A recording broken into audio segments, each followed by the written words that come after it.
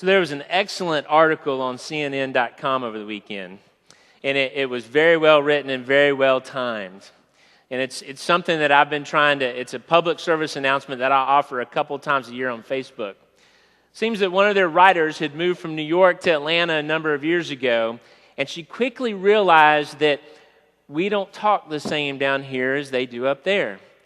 And particularly when it comes to how we prepare food on holiday weekends. It seems that she said that she was going to barbecue some hot dogs and hamburgers. And someone in Atlanta quickly corrected her and said, no, you are going to grill hot dogs and hamburgers. Grilling is a verb, barbecue is a noun. That noun refers to slowly smoked meats that go in a smoker for hours until they fall off the bone. What I love watching cooking shows, but drives me crazy, or HGTV, one of my new favorite shows is Megadecks, and they build these outrageously huge, they build these decks that have more square footage than most of our homes. And they talk about putting in the barbecue, and I'm just, I get a headache. You're putting in a grill, and if that grill has a smoker feature, then maybe you can prepare some barbecue on it, but you're not installing a barbecue. For the next few weeks, we're going to be in a sermon series called Common Ground. We're going to talk about those things which bring us together, which unite us. We've had plenty of weeks and months in our country reminding us, I believe sometimes falsely, of those things that divide us.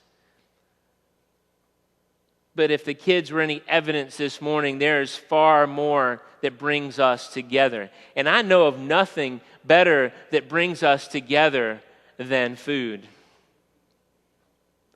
All over the country this weekend, and we love to have tongue-in-cheek with it. I'm sure that when I go places, I think I've shared with you before, having been in England, and they say that we're two countries separated by a common language.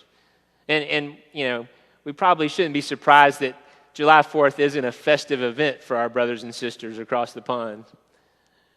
They like to joke about it now too.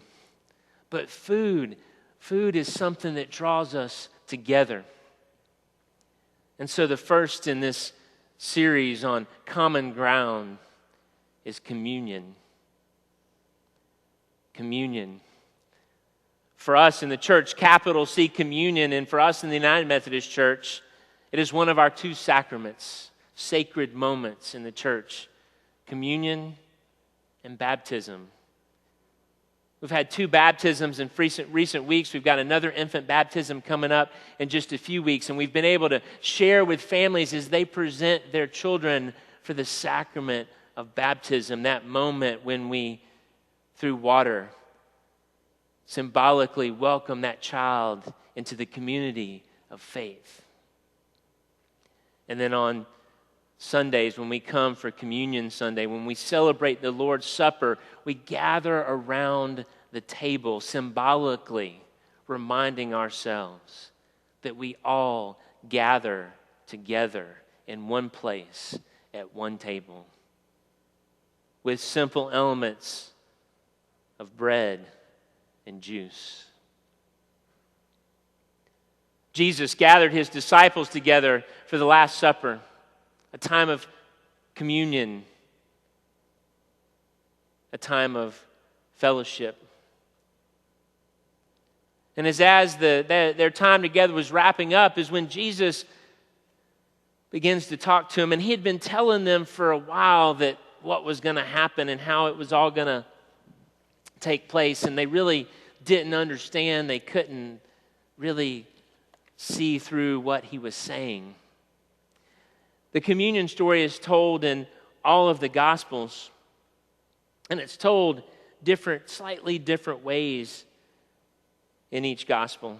In Matthew's Gospel, in the 26th chapter, beginning in the 26th verse, Matthew 26:26, it says this, "And while they were eating, Jesus took a loaf of bread, and after blessing it, broke the bread, gave it to his disciples, and said, "Take, eat, this is my body."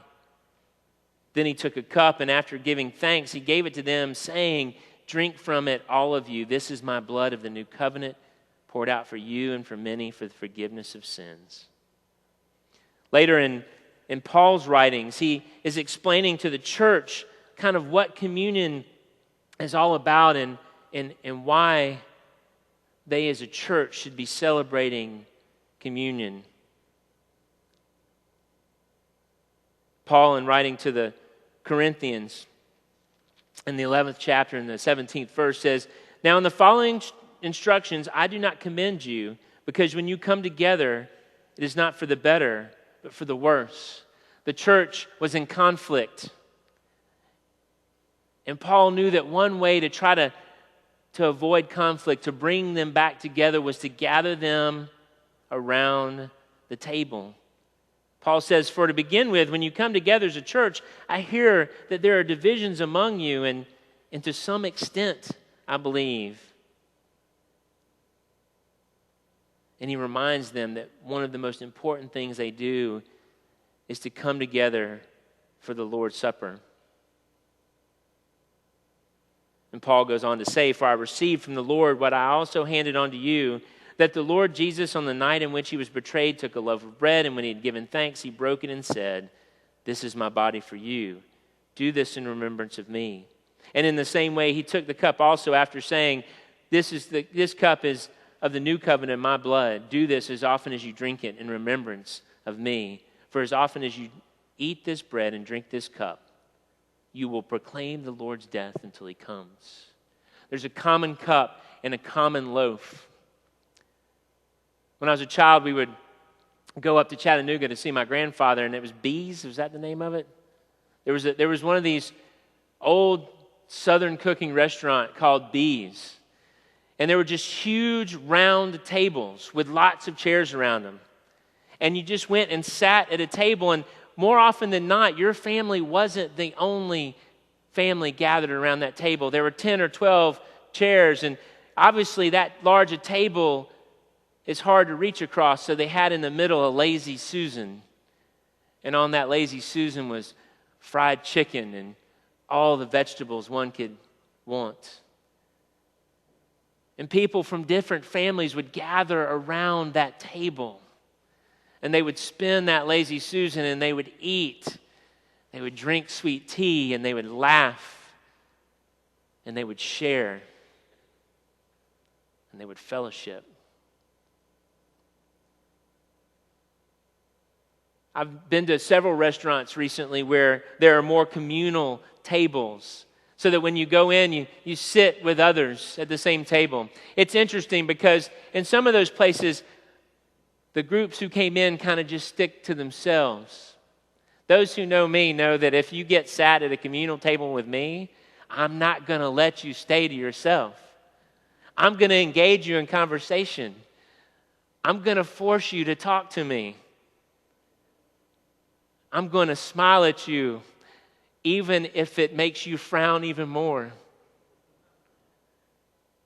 Now, I'm sensitive to this, and I'll push a little bit, and then I'll back off. I won't do that on a plane. It's not fair on a plane. You're a captive audience in seats that are way too tight. So if I say hello and you put your headsets on and bury your nose in a book, I'm going to leave you alone. But what better place for us as people, as a church, as a community, to gather around the table and commune together? What better place to join together than around food? Now, I know it needs to be healthier these days. One of the things that you get now when you run the Peachtree Road races, you get a free waffle at Waffle House. They're one of the title sponsors. But when we went to the expo on Thursday, they handed you a sheet of paper that explained to how you could eat healthy at Waffle House. So I need to ask you, how many of you go to Waffle House to eat healthy? Anybody? There's a couple. So you can have them, for example, steam your hash browns. They clean the grill off, put them down, just a little water instead of that big old blob of oil across the grill, and then they just put it on there and let them steam. You can, instead of hash browns or grits, have tomatoes. Now, I enjoy some chopped up fresh tomatoes. I got a few this morning from the Money Garden, and we'll enjoy those as a family, but those are not substitutes for one another.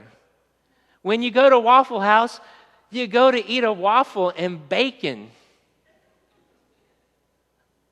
Right? We come to the communion table with simple elements of bread and wine, in our case, grape juice. We gather around this table. We'll come in a few minutes, and each of us will take a piece of bread and we'll dip it in the same cup, and we will receive the sacrament. And in so doing, we are reminded of what connects us together.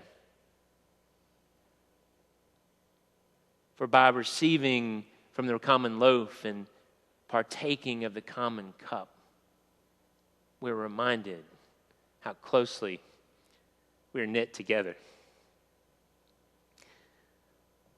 Yesterday was my 24th Peachtree Road Race. It was Chip's 39th, so next year we get to celebrate our 40th and 25th Peachtree Road Races together. I've seen a lot of things at the Peachtree Road Race. I've seen a lot of things, and every year I see something new. And my friends Amy, Barb, and I were walking to the start line. And the past couple of years, our tradition has been that we will park at a church about a mile from the start line, and we walk, and the purpose, we leave in time to catch the wheelchair athletes in their first section of the race. And sure enough, about halfway to the start line, we see the wheelchair athletes approaching us, just zooming up Peachtree. There was one wheelchair athlete whose tires were not made for the weather and was struggling to get in traction with every spin of the wheel. But I saw something I'd never seen before yesterday. After all of the wheelchair athletes had passed, there were two more wheelchair athletes.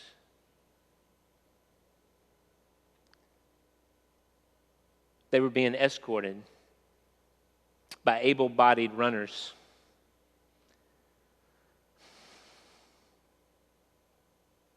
These two wheelchair athletes didn't even have the use of their arms necessary to propel their wheels.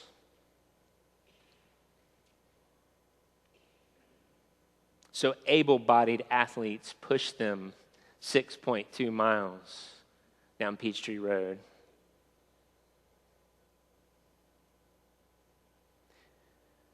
What you realize when you see that is we all have far more in common than we do things that pull us apart.